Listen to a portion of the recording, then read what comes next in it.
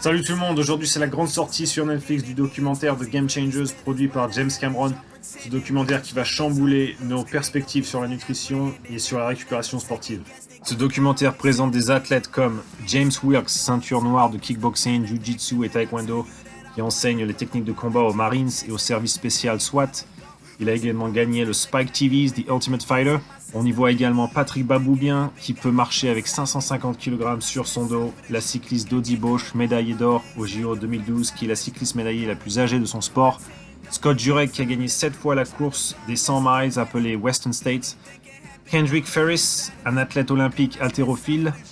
Morgan Mitchell, également athlète olympique au sprint. Bryant Jennings, boxeur poids lourd.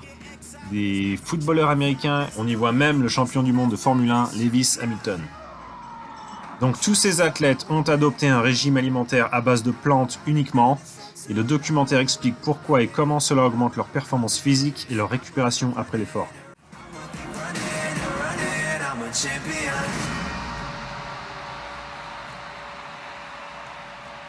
Donc voilà, James Wilkes en fait a créé ce documentaire parce qu'il a eu des ruptures des ligaments aux deux genoux. Et pendant 6 mois, il était immobilisé, il ne pouvait pas s'entraîner. Il commence à faire donc des recherches sur la nutrition pour voir comment récupérer plus rapidement. Et il tombe sur une étude notamment à propos des gladiateurs, qui explique qu'ils étaient principalement végétaliens. Donc là, on va suivre toutes les questions qu'il a aux athlètes qui sont végétaliens, pour essayer de comprendre si ça vraiment améliore leur performance sportive ou pas. Et il va aussi poser la question au docteur pour essayer de comprendre scientifiquement si un régime végétalien, est-ce que ça peut vraiment nous aider à récupérer plus rapidement? Est-ce que ça peut être bien meilleur pour la santé? Donc voilà, je vais récapituler tous les points clés de ce documentaire. C'est parti. Donc le premier mythe qui a été conçu, c'est dans les années 1800 où un chimiste allemand appelé Liebig fait des recherches et selon lui, les protéines apportent de l'énergie aux muscles. À partir de ça, il y a eu beaucoup de campagnes de marketing et ça a aussi inspiré les guides nutritionnels aux États-Unis, USDA, qui ont commencé à dire aux gens manger des protéines, de la viande, pour pouvoir avoir de l'énergie pendant l'effort. En fait, quelques années plus tard, ce qui s'est passé, c'est qu'une autre étude a montré qu'en fait, ce ne sont pas les protéines qui apportent l'énergie aux muscles, ce sont les glucides. Mais bon, le mal était fait, et la majorité des gens, à l'époque et toujours aujourd'hui, pensent que les protéines apportent de l'énergie pendant l'effort. En fait, ce sont les glucides qui proviennent des plantes qui nous apportent l'énergie dont on a besoin pendant l'effort. Le deuxième mythe, c'est de croire qu'on a besoin de viande pour être un athlète de haut niveau. Ce que le docteur James Loomis nous explique, c'est que c'est tout à fait faux. En fait, toutes les protéines qui viennent de la viande, notamment, ont été produites par le monde végétal, par les plantes. Les animaux, la viande, ce n'est qu'un intermédiaire. On peut se nourrir directement des plantes et obtenir nos protéines. Voilà, donc ce que le docteur Loomis explique, c'est que une étude qui montre que ceux qui mangent de la viande, 50% de leurs protéines viennent des plantes, des végétaux et des légumes, des fruits qu'ils ont mangés. Et les personnes qui ne mangent pas de viande obtiennent 170% de leurs protéines. C'est-à-dire qu'elles obtiennent non seulement assez de protéines, mais 70% de plus supplémentaires. Troisième mythe, c'est de croire que quand on mange des plantes, nous n'obtenons pas des protéines complètes et nous allons manquer d'acides aminés essentiels. C'est faux. Toutes les plantes contiennent tous les acides aminés essentiels dans des proportions différentes. Il y a une étude qui montre que sur 8 semaines, ils ont pris un groupe de végétaliens et un groupe de personnes qui mangent de la viande.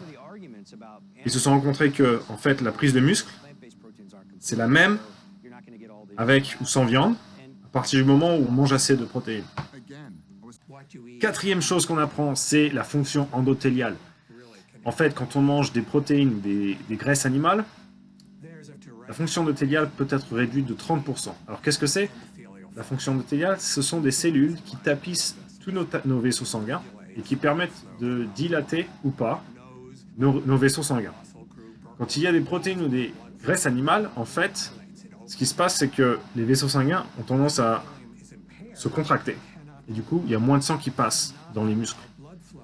Alors que, ce que montre le documentaire, quand on mange des produits à base de plantes, notamment du jus de betterave, ça augmente beaucoup plus les vaisseaux sanguins, ça les vasodilate, et donc ça permet de faire passer plus de nutriments et d'oxygène aux cellules dans le corps. Donc, dans le documentaire, ils font un test, il y a 3 footballeurs américains, un qui est déjà végétalien et les 2 qui ne le sont pas. Ils prennent des échantillons de sang après avoir mangé un burrito.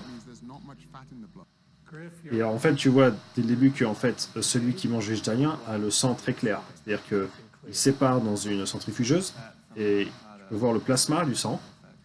Et ce plasma est très clair, très pur. Alors que ceux qui mangent la viande, on peut voir des graisses, les graisses animales qui proviennent de la viande dans le plasma. En fait, ce que ça fait, c'est que ça rend le sang plus visqueux.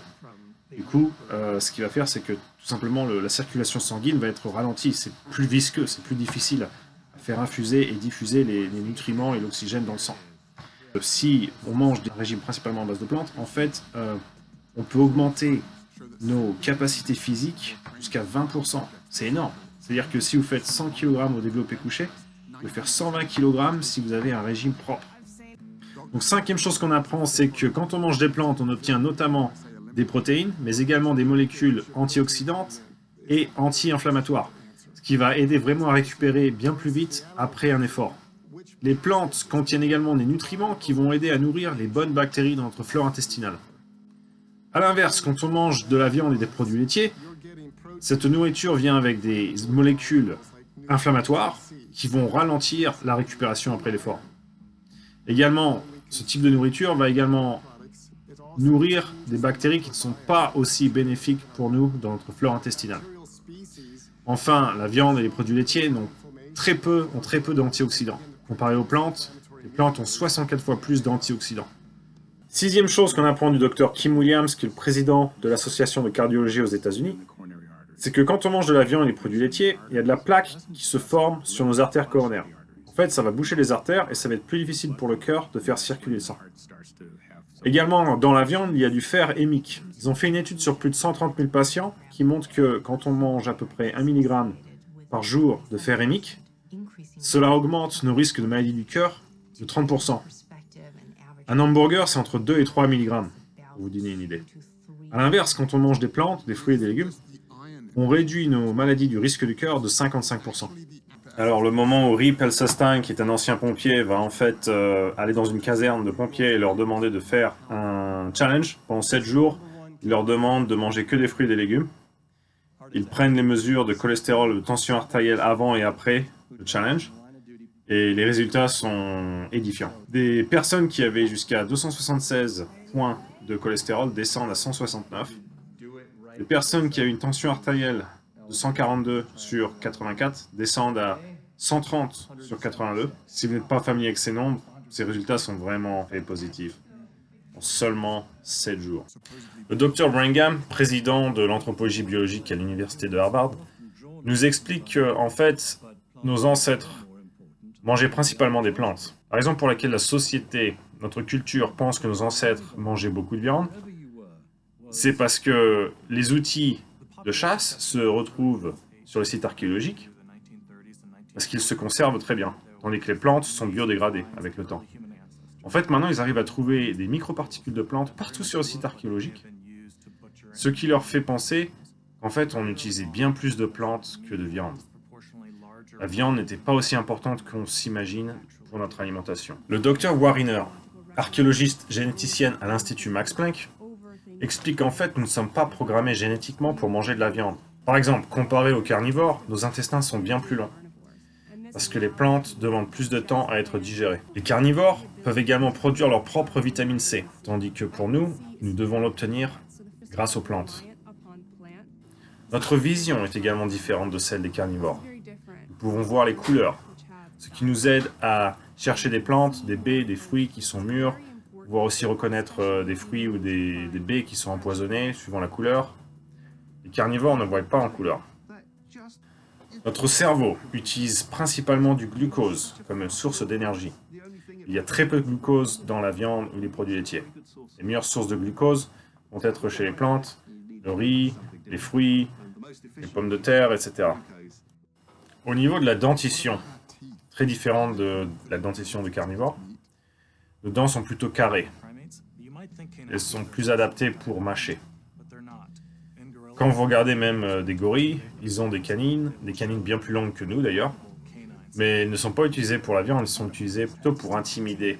Si vous étiez à l'époque ancestrale, ce qui vous aiderait le plus, c'est pas d'avoir un outil pour chasser, c'est de connaître quel type de plantes, de fruits et de légumes vous pouvez récolter sur le chemin.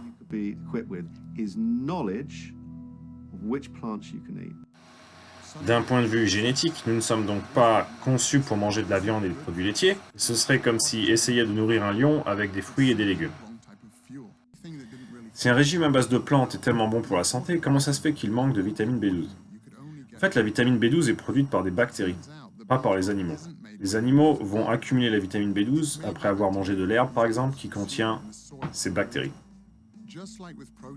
Ce qui tue ces bactéries, ce sont les antibiotiques, les pesticides et le chlore.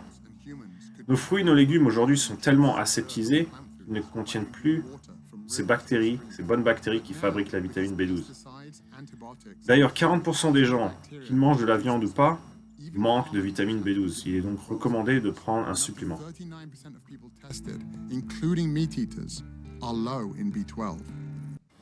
Messieurs, si vous avez des dysfonctions érectiles, cette partie va vous intéresser. Ils ont fait un test avec 3 footballeurs américains. Pendant la journée, ils mangent ce qu'ils mangent d'habitude, de la viande et produits laitiers. Et pendant la nuit, ils vont mesurer la fermeté de leur pénis et le nombre d'érections. Le lendemain, ils leur imposent un régime à base de plantes.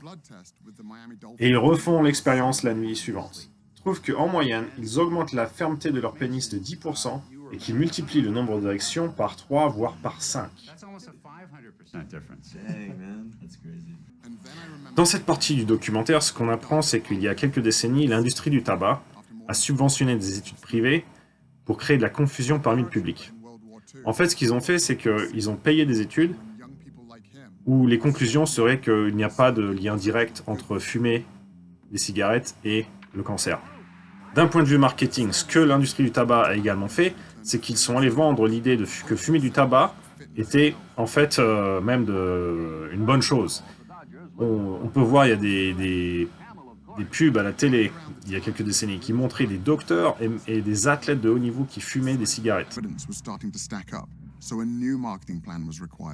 According to this nationwide survey, more doctors smoke Camels than any other cigarette. En fait, ce qui se passe aujourd'hui, c'est la même chose, mais avec l'industrie de la viande. L'industrie de la viande a payé des Exponent. Exponent est une compagnie qui, en fait, est spécialisée dans la création d'études qui vont créer la confusion parmi le public.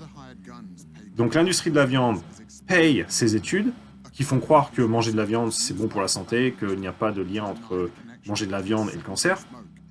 Alors qu'en fait, il y a des centaines, des milliers d'études qui montrent très clairement que manger de la viande et des produits laitiers, c'est dangereux pour la santé.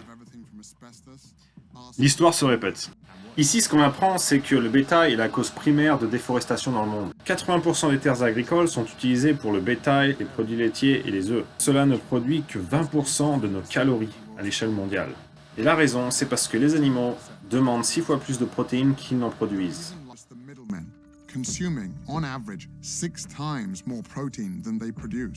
Et pour nourrir ce bétail, il faut beaucoup d'eau. Un hamburger, par exemple, représente 2400 litres d'eau. Aux États-Unis, ils consomment 3 fois plus de viande que la moyenne mondiale. S'ils décidaient de manger un régime à base de plantes, ils pourraient économiser plus de 1 million de litres d'eau par personne et par an. Également, le bétail représente plus de 15% des émissions de gaz à effet de serre à l'échelle de la planète, ce qui est équivalent aux émissions du secteur des transports sur toute la planète. Les voitures, les camions, les avions, les navires, tout le système de transport du monde.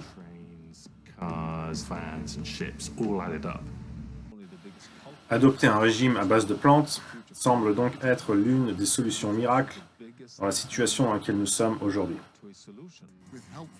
À la fin du documentaire, on voit James Wilkes qui a complètement guéri de ses blessures au genou et qui maintenant enseigne de nouveau pour l'armée américaine. Mais en plus de ça, il leur parle des bienfaits d'une alimentation à base de plantes pour pouvoir récupérer plus rapidement après l'effort. J'espère que vous avez appris beaucoup de choses grâce à ce documentaire, que cela a peut-être brisé certaines idées fausses que vous aviez sur la nutrition. Si vous regardez toujours cette vidéo, c'est que vous êtes prêt, plus que prêt à changer votre façon de manger, à transformer votre santé, que ce soit pour vous sentir plus fort, pour avoir plus d'énergie, peut-être que vous avez des maladies chroniques, peut-être que vous êtes en surpoids. Quelle que soit la raison, je vous félicite car vous êtes sur le bon chemin, vous commencez à vous renseigner sur la nutrition et c'est admirable. La majorité des gens ne se posent pas cette question sur le status quo. Bravo à vous. Si j'ai un message pour vous, c'est de ne pas attendre d'être en bonne santé. C'est vrai qu'au début, c'était pas facile de changer d'alimentation, mais c'est aussi très addictif une fois qu'on a une abondance d'énergie. Imaginez-vous avoir beaucoup plus d'énergie dans votre journée. Comment cela impacterait votre journée? Imaginez-vous plus d'énergie pour jouer avec vos enfants, pour travailler sur votre business, ou pour faire votre passion, quelle qu'elle soit. C'est tout simplement plus de temps, plus d'énergie, plus de temps, plus d'émotions, plus de joie, plus de bonheur. Et si vous pensez pour vous que c'est trop tard pour changer votre santé, c'est complètement faux. Même si vous êtes dans une situation qui semble insurmontable, rappelez-vous qu'en seulement 7 jours, vous pouvez drastiquement réduire tous vos marqueurs, que ce soit le cholestérol, les triglycérides, l'hypertension, même les dysfonctionnements érectiles. Ça vaut le coup, sinon je ne perdrai pas mon temps à faire ce genre de vidéos stupides. Maintenant, il est temps pour vous de passer à l'action. Commencez par aimer cette vidéo, à vous abonner et à la partager avec un proche de votre entourage qui peut-être a besoin d'entendre cette information, qui peut peut-être lui sauver la vie, littéralement. Vous pouvez également inviter vos amis à voir le documentaire chez vous sur Netflix. Apprenez à faire votre plat préféré de manière végane. Il y a des tonnes de recettes sur Instagram, sur Facebook, sur Internet. Aujourd'hui, c'est presque impossible de ne pas faire son plat préféré de manière végane. Il y a tellement d'alternatives. Cliquez sur le lien ci-dessous pour votre guide gratuit pour manger vegan pendant une journée entière. Je vous l'ai préparé pour vous. Vous n'allez pas manquer de protéines, ni de calcium, ni de fibres, ni de fer. Il y a tout pour vous. Vous allez découvrir plein de bons petits plats délicieux. Vous allez redécouvrir les épices, qui certaines d'entre elles sont des bons nutritionnels, littéralement, comme le curcuma. Faites-le pour vous ou pour vos enfants, pour votre famille, votre business, pour la planète, pour les animaux. Ça en vaut la peine. Si vous ne vous rappelez pas de la dernière fois que vous vous sentiez en pleine santé, où vous aviez une abondance d'énergie, où vous vous sentiez invincible, il est temps de changer ça. Peut-être que vous cherchez quelqu'un qui puisse vous aider dans cette étape cruciale de votre vie. Pour un suivi, peut-être tous les jours ou une fois par semaine, appelez un ami. Appelez un ami, demandez-lui de faire le challenge avec vous. Un challenge d'une semaine, peut-être d'un mois. Sinon, allez chercher un coach santé, un coach vie. Je serai ravi de vous aider. Vous pouvez me contacter à nutritiondescamps@gmail.com. J'ai plein d'outils et de méthodes que j'adore utiliser avec les gens pour les aider dans cette transition. Mais dans tous les cas, vous devez passer à l'action. Faites-le pour vous, pour vos enfants, pour votre business, pour la planète, pour les animaux, pour votre énergie. Faites-le pour vous. Vous le méritez. Je vous dis à très bientôt. Prenez soin de votre vie, passez à l'action.